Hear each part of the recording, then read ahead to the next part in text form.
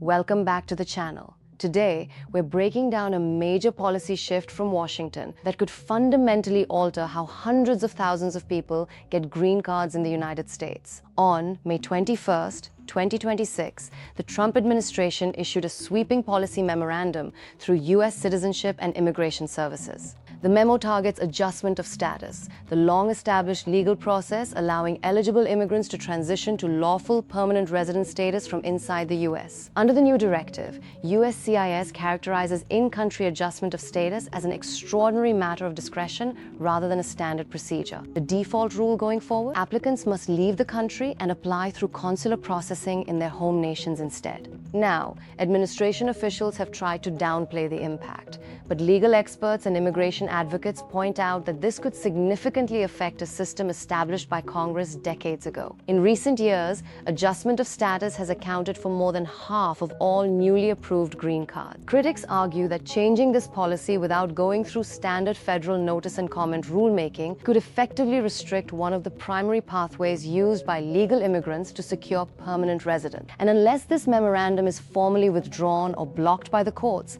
adjudicators could use it when evaluating in-country green card requests. So, what happens if an applicant is forced to leave the US to complete their processing abroad? The risks can be significant. First, if an in-country USCIS application is denied, applicants may have avenues to challenge the decision depending on the case. But if a consular officer abroad refuses an immigrant visa, judicial review is generally much more limited. You could potentially be stuck outside the US for an extended period. Second, leaving the US can trigger strict statutory re-entry bars for people with certain periods of unlawful presence, potentially preventing them from returning for years.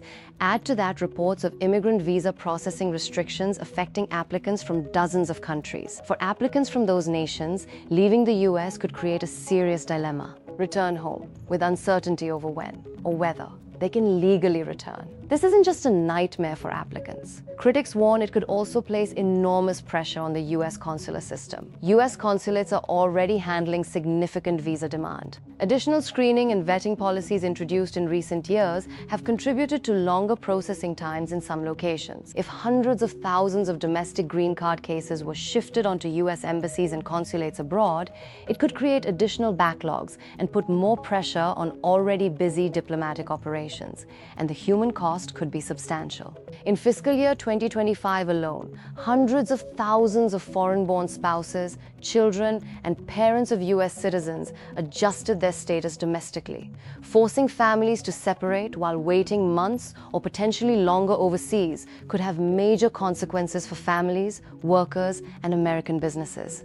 While the administration says these restrictions are intended to protect American workers and strengthen immigration enforcement, the policy is already raising major questions about the future of legal immigration pathways. We'll be tracking court challenges and any further updates surrounding this memorandum closely. What are your thoughts on this major immigration policy shift? Let us know in the comments below. Don't forget to like, subscribe, and hit that notification bell to stay informed.